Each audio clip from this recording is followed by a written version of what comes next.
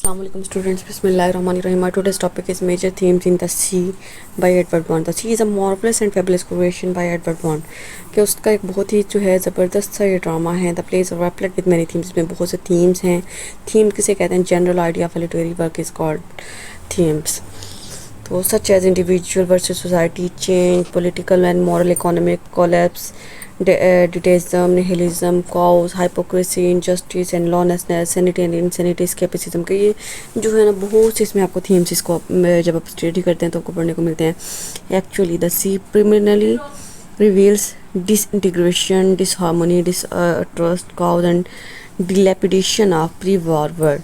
अब क्या है कि बुनियादी तौर पे ये जो है ना वो जंग के बाद के जो हालात थे या जंग के बाद लोगों में जो खौफ था उस बारे में ड्रामा है कि वहाँ की डिस्ट्रक्शन क्या थी, उसकी वजह से क्या क्या बेतरतीबियाँ हुई भी थी और क्या क्या डिस्ट्रक्शंस का लोगों ने सामना किया था और उनमें मज़ीद ये खौफ बैठा हुआ था कि उनके साथ आगे भी कुछ हो सकता है. The threat of the looming world war was so devastating that the whole system of life was collapsing. तो यानी ये ऐसे था कि यानी उनको वहाँ के रहने वाले लोगों को ऐसे लगता था कि हर वक्त उनके सर पे जो है ना जंग का ख़तरा जो है वो मंडला रहा है और उनकी लाइफ जो थी इस वजह से बहुत ज़्यादा डिस्टर्ब हुई थी. द कन्फ्लिक्ट, पहला इसमें थीम मिलता है इंडिविजुअल वर्सेस सोसाइटी का. The conflict between individual versus society was one of the major themes in early 20th century literature. कि 20वीं सदी के लिटरेचर में सबसे ज़्यादा जो थीम है ना वो कि एक पर्सन की अपनी पर्सनल वैल्यू और एक सोसाइटी में उसका क्या मुकाम है, ये चीज़ है. Man was struggling hard for his survival. इंसान को अपने बका के लिए अपने खुद को जो है अपनी लाइफ को कंटिन्यू रखने के लिए बहुत जदोजहद करना पड़ी थी. He was striving against the authority of the society. वो कि सोसाइटी में की जो अथॉरिटीज़ होती हैं, जो उनके एम्परर्स होते हैं या पॉलिटिशियंस होते हैं, उनके खिलाफ जो है वो जदोजहद करता है. So most of his most of the modern dramatist पर highlighting this problem in their plays. तो ज़्यादातर जो मॉडर्न ड्रामाटिस्ट थे ना वो इस चीज़ पर रोशनी डाल रहे थे कि जिन हालात का सामना था वो अपनी राइटिंग्स में उनका जिक्र किया करते थे. Edward Bond in this play the sea has shown that all the characters in the play strive for a dignified place in the society. तो इसके ड्रामा के जरिए एडवर्ड बॉन्ड ने हमें दिखाया है कि इस ड्रामा में जितने भी करेक्टर हैं वो एक सोसाइटी में एक मुकाम हासिल करने के लिए, इज़्ज़त हासिल करने के लिए किस तरह से स्ट्रगल करते हैं. Mrs Roffe is an authority women कि एक Mrs Roffe is an authoritative women who wants to rule and tame others. अब वो एक जो है ना दूसरों पे डोमिनेट करने वाली औरत है जो दूसरों पे हुक्मरानी करना चाहती है, दूसरों को जो है अपना गुलाम बना के रखना चाहती है according to her own will. वो चाहती है कि हर बंदा उसकी मर्जी से रहे. She wants to be honoured by everyone in the society. वो चाहती है कि सोसाइटी का हर बंदा उसकी इज्जत करे बाई हुक और बाई क्रूक. वो जो भी कहे वो चाहे गलत करिए चाहे सही करिए उसको फॉलो करे. That's why all the time she pretends to belong to her class. इसलिए वो हर वक्त ये बहाना करती है, जैसे प्रिटेंड करती है कि वो उम्मीद क्लास से बिलोंग करने वाली है. शी सेज टू हैक, वो हैक को क्या कहती है? You offer only shoddy, you can you attract a discriminating and rewarding class of client. के यानी कि तुम्हारे पास तो सारे जो है ना वो शॉडी किस्म के मटेरियल्स अवेलेबल हैं, तो तुम हमारे जैसे जो है हाई क्लास के क्लाइंट्स को किस तरह से जो है अट्रैक्ट करोगे. She was economically hollow but shows a great taste for clothing by mentioning. यानी उसका होता अंदर कुछ नहीं है, बिल्कुल खाली है, खोखली किस्म का इंसान है, लेकिन फिर भी वो ऐसे प्रिटेंड कर रही होती है कि उसको जो है ना कपड़ों के बारे में बड़ा पता है.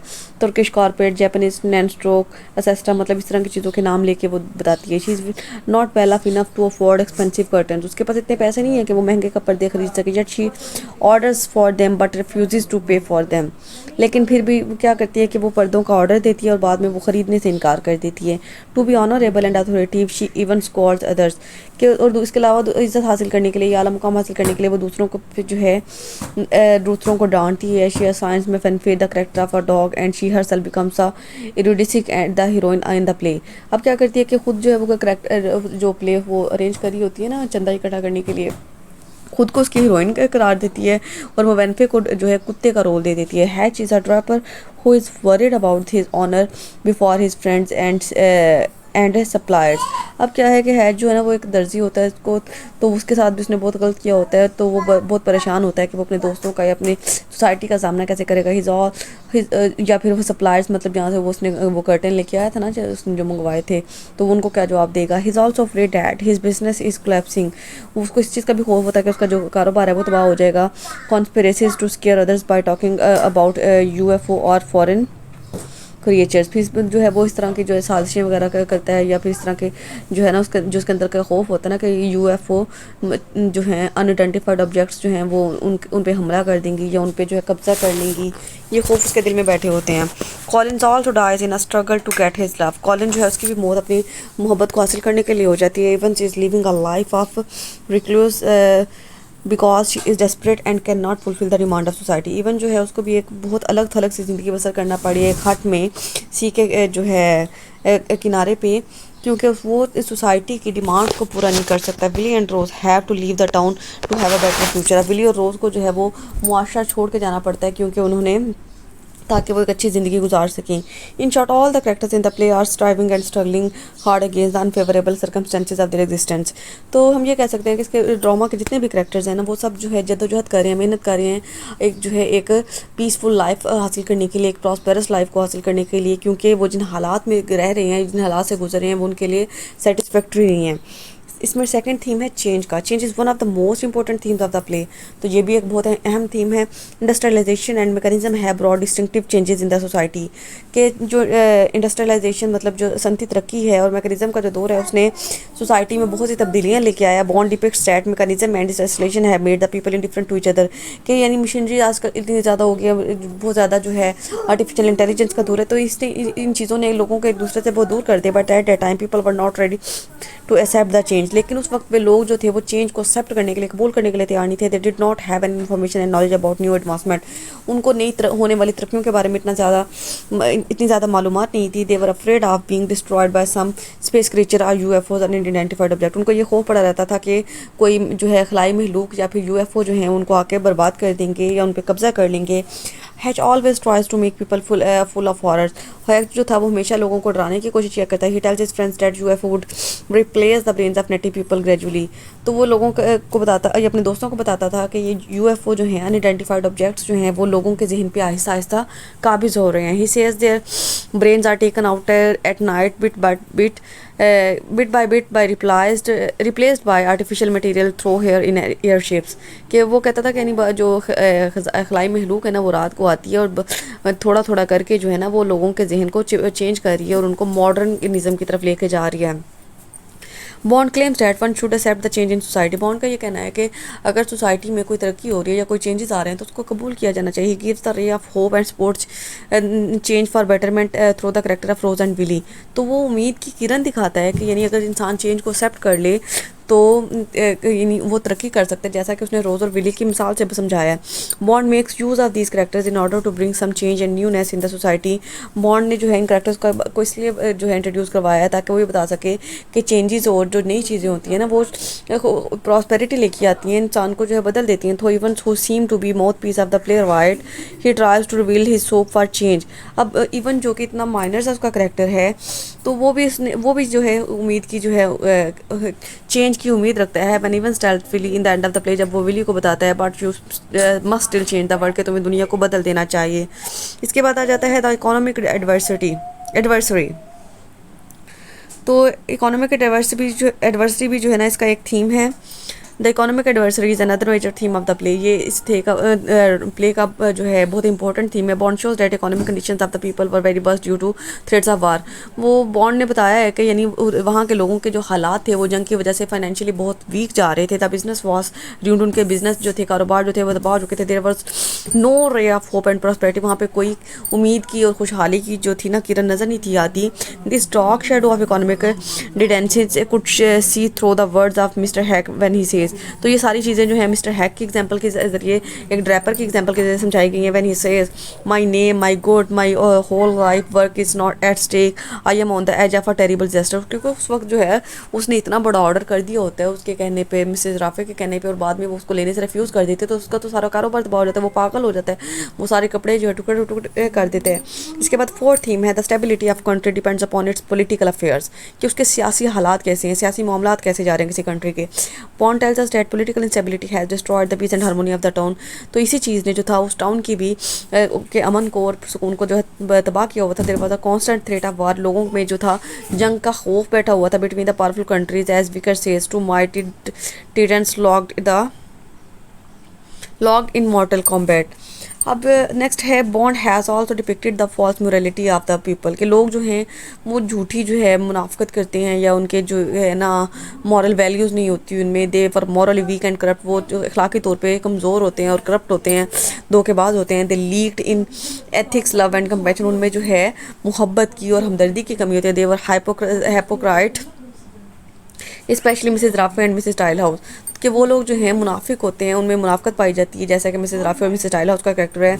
इसके बाद नंबर 6 थीम है didacticism and nihilism. There is also the themes of didacticism and nihilism in the play. The play belongs to 1907, हमें पता है कि 1907 में प्ले लिखा गया। It was a period when the shadow of mass destruction was looming over the heads of the people. अब ये play उस टाइम में लिखा गया था 1907 में, जब जो थे वो जब जो थे ना लोग जो थे उनके सरों पे बहुत से तबाही के या मैस डिस्ट्रक्शन के जो ख़तरात थे, एटॉमिक एनर्जी के जो ख़तरात थे वो मंडला रहे थे। The world was in a terrible state of cows, दुनिया जो थी बहुत ज़्यादा बेतरतीबी में जो थी ना हालात में फंसी हुई थी। The peaceful harmony of life was disturbed by the threat of वार, ज़िंदगी का जो अमन सुकून था वो जंग के ख़तरे की वजह से तबाह हो चुका था। The army man always spoiled the peace of the people by firing all the times, यानी जो आर्मी के जो फौजें थी वो हमेशा लोगों का तबू सुकून जो थी वो बर्बाद करके रखती थी, हर वक्त फायरिंग करती रहती थी। इन द प्ले भी hear the noise of firing at many times, क्योंकि बहुत दफ़ा प्ले में ये कहा गया था ना कि वो उनको फायरिंग की आवाज़ें सुनाई देती हैं। इट क्रिएट डिस्टर्बेंस, ये जो है खलल पैदा करता है। When Mrs Rafi with other characters rehearse their play, जब मिसेज राफे अपने करेक्टर्स के साथ जो है रिहर्सल कर रही होती है। All the actors stop their activity because of the firing, तमाम एक्टर्स जो है वो एक दफ़ा डर जाते हैं, अपनी एक्टिंग रिहर्सल को स्टॉप कर देते हैं। As Mrs Rain says the mood of aught has been pounded away but one can't play lutes to the sound of gun fire, कि इस तरह की फायरिंग की आवाज़ में कैसे कोई जो है अपना काम जो है कंटिन्यू रख सकता है, कैसे जो है वो अपनी रिहर्सल को कंटिन्यू रख सकता है। Number 7 है Bond has also discussed the dutilessness and injustice in the society. No one was honest and sincere with his job and duty. कोई भी जो था अपनी ड्यूटी के साथ या अपनी जॉब के साथ जो था ईमानदार नहीं था, मुखलिस नहीं था। Colin dies due to the dutylessness of sea guards. Colin क्यों मरा था? क्योंकि उसने वहाँ के सी गार्ड ने अपनी ड्यूटी को परफॉर्म नहीं था किया, उसको बचाने में उसकी मदद नहीं थी की। We see that sea guard constables and sentry all are dutiless, तमाम जो थे अपने फ़र्ज़ को पूरा नहीं थे करते एंड डिसऑनेस्ट और बेईमान थे। As Mrs Rafi says I shall go and alert the town constable as it is only mid day, I suppose he is still in bed. वो कहती है कि मैं जाती हूँ और कांस्टेबल को जो है ना अलर्ट करके आती हूँ कि दोपहर हो चुकी है और मुझे उम्मीद है कि वो जो है ना अभी तक सो रहा होगा। इसके बाद है another theme sanity versus insanity, के यानी पागलपन हो जाना, इंसान का जो क्रेजी हो जाना। Bond gives a beautiful picture of this aspect through the character of Evens के करेक्टर की बात समझाएगी। He always remains intoxicated due to excessive drink, क्योंकि वो बहुत ज़्यादा शराबनोशी की वजह से हमेशा मदहोशी की हालत में पाया जाता था। He goes not want to face he does not want to face and confront the realities of life, वो ज़िंदगी की मुश्किलात का या प्रॉब्लम्स का सामना नहीं करना चाहता था। It seems that he does not want to come out of his insanity, तो ऐसा लगता है कि वो अपने पागलपन से या फिर अपने क्रेजीनेस से बाहर नहीं थाना चाहता। But Indeed he is a Sen and responsible man, लेकिन वो एक पागल और पागल तो नहीं, एक जिम्मेदार आदमी था। He as he tells Willy I drink to keep sane there is no harm in the little drink, कि मैं जो नुकसान पहुंचाने के लिए नहीं पीता, कि इतनी थोड़ी सी पीने से क्या होता है। Bond has also shown the chaotic picture of the town, इसके अलावा उसने जो सोसाइटी में होने वाले डिसऑर्डर्स थे, बेतरतीबियाँ थी, उनकी भी एक जो है तस्वीर कशी की है। In fact the play deals with the theme because we find these aspects from very beginning of the play to the end of the play. अब क्या है कि इसमें जो है स्टार्ट से लेके एंड तक जो है ये थीम हमें वाज़े नजर आया है। Death and destruction were ruling everywhere, कि मौत और तबाही जो थी वो स्टार्ट से लेके एंड तक हर जगह जो थी फैली हुई थी। In the town even the title the sea spreads the feeling of the ruin, जब इसका टाइटल ही जो सी है उससे भी पता चलता है कि इसमें जो है कितनी तबाही है। डिलेपिटिकेशन एंड डिवास्टेशन, ये भी डिस्ट्रक्शन को ही कहते हैं। The see it self is the symbol of life and death, और जो समंदर है वो भी जो है मौत की और ज़िंदगी की निशानी होता है। But there is but here it plays the role of destruction more than the hope and life, लेकिन इस प्ले में इसने जो है लाइफ की का जो है रोल कम प्ले किया है, ज़्यादा डिस्ट्रक्शन और जो है बर्बादी का रोल प्ले किया है। At the very outset man से says in this town you can't get away from the sea, जैसा कि फनवे ने कहा था कि आप इस जो है सी में रहते हुए, इस टाउन में रहते हुए इस सी से, इस मंदिर से दूर नहीं जा सकते। And on the one occasion Mrs Tilehouse says this terrible sea this terrible life, कि ये खौफनाक समंदर, ये खौफनाक ज़िंदगी। Humiliation is also one of the important theme, everyone is busy in degrading each other, कि लोग जो है दूसरों को डिसग्रेड करके लोगों को नीचे दिखा के जो है खुशी महसूस करते हैं। Meanness, selfishness and hypocrisy are also common practice of the people of the town, कि लोग जो हैं बहुत ज़्यादा खुदगर्ज हैं, धोखेबाज हैं और मुनाफिक हैं। Mrs Rafi is the best example of all this aspects, Mr Rafi इन तमाम चीज़ों की जो है इन तमाम पहलुओं की बेहतरीन मिसाल है। She is a woman with authoritative nature, के ऑथोरेटिव नेचर वाली खातून है। She is a bully and rules over the village like a big win, वो अपने विलेज के, अपने टाउन के लोगों पे इस तरह हुक्मरानी करना चाहती है जैसे कोई शहद की मक्खी जो है अपने पूरे उस पर जो है हुकूमत करती है। She says to her servant, वो अपने गुलामों को कहती है, get back to the house, I pay you to the work in my garden and not to come here and idle and gossip, कि वो अपने जो है यानी वो जब वो ड्रैपर की शॉप में बैठे होते हैं ना तो उनको डांट के कहती है कि मैं तुम्हें जो है ना अपने गार्डन में काम करने के पैसे देती हूँ, यहाँ पे बेकार बैठने और गप्पे लगाने के पैसे नहीं देती। The play with in play is another example of dehumanisation, कि इसके अलावा इसके प्ले के अंदर भी एक प्ले की रिहर्सल की जा रही है ना, जो कि मिसेस राफे ने अरेंज किया है अपने उसको चंदे को कलेक्ट करने के लिए। तो उसमें क्या है कि उसमें डिह्यूमनाइजेशन दिखाई गई है कि इंसानों को जो है वो उनकी करेक्टरिस्टिक से जानवरों वाला उनसे जो है ना बिहेवियर किया जाता है। In which Mrs Rafi gives the role of a dog to Mafanwy, कि जैसा कि मुवन्फे को एक कुत्ते का रोल दे दिया उसने। Mafanwy shows her annoyance at this role because she wants the role of एरोडिसिक, शी एंग्रीली सेज। अब क्या है कि उसने उसको उस मुवन्फे जो है इस रोल को प्ले करने से इनकार भी करता है, लेकिन उसके बावजूद वो उसको ऐसा नहीं करती क्योंकि खुद वो उसने हीरोइन का रोल लेना होता है। शी एंग्रीली सेज, वो गुस्से से कहते हैं, what must I be a dog, last I was the monkey, कि अब तुम्हें कुत्ता बनना होगा, लास्ट टाइम भी तो तुम बंदर बने थे ना। After Collins death his dead body was also humiliated and degraded by has, इसके अलावा इसके कॉलिन की डेथ जो है उसकी बहुत ज़्यादा बेहुरमती की जाती है, उसको जो है हैक टुकड़े टुकड़े कर देता है। He stabs his knife into his body, वो उसकी अपने छुरा जो है उसके जिस्म में फूंक देता है। And says in the mood of frenzy, और पागलपन में कहता है, kill it kill it kill it that filthy beast, इस गंदे जानवर को जो है मार दो मार दो। Not only his dead body of the Ashes of his dead body also become the victim of degradation, तो उसका जो उसकी जो डेड बॉडी होती है उसकी जो उसको जो है वो टुकड़े टुकड़े कर दिया जाता है। In the burial ceremony the urn was dropped by Jilly, the ashes were spread and scattered in the air, तो फिर बाद में इसके अलावा जो उसके जनाजे का की जो सेरेमनी होती है ना उसमें भी उसकी बहुत ज़्यादा बेहुरमती की जाती है, उसके जो टुकड़े टुकड़े हैं ना उनको हवा में जो है उड़ाया जाता है। Mrs Rafi says that's what she wants to be do alone, ये वो चीज़ें थी जो वो अकेले करना चाहती थी। She wants to scatter them, वो उसको बिखेर देना चाहती थी। Well let her, I would not, कि ऐसा होने तो मैं जो है ऐसा नहीं करूँगी या मना नहीं करूँगी। That is the picture of such a society which is full of carelessness, selfishness and meanness, तो ये सी जो है ना ऐसे मुआशरे की जो है तस्वीर है जिसमें बहुत ज़्यादा बेतरतीबियाँ हैं, खुद गर्जियाँ हैं। But we have the two characters which are symbol of love, लेकिन हमने दो करैक्टर ऐसे पढ़े हैं जो कि मोहब्बत की निशानी है, प्योरिटी की एंड कंपैशन की, एक हमदर्दी रखते हैं और उनका दिल जो है वो खालिस है। Colin and Rose are the only character who manifest theme of nobility, purity and sincerity, के सिर्फ उन्हीं वही दो करैक्टर हैं जिनमें जो है अच्छी करैक्टरिस्टिक पाई जाती है, मुखलसपन पाया जाता है। To conclude we can say that Bond is a professional playwright, he has written various types of plays with in various themes, उसने मुख्तलिफ किस्म के जो है ना प्लेज लिखे हैं।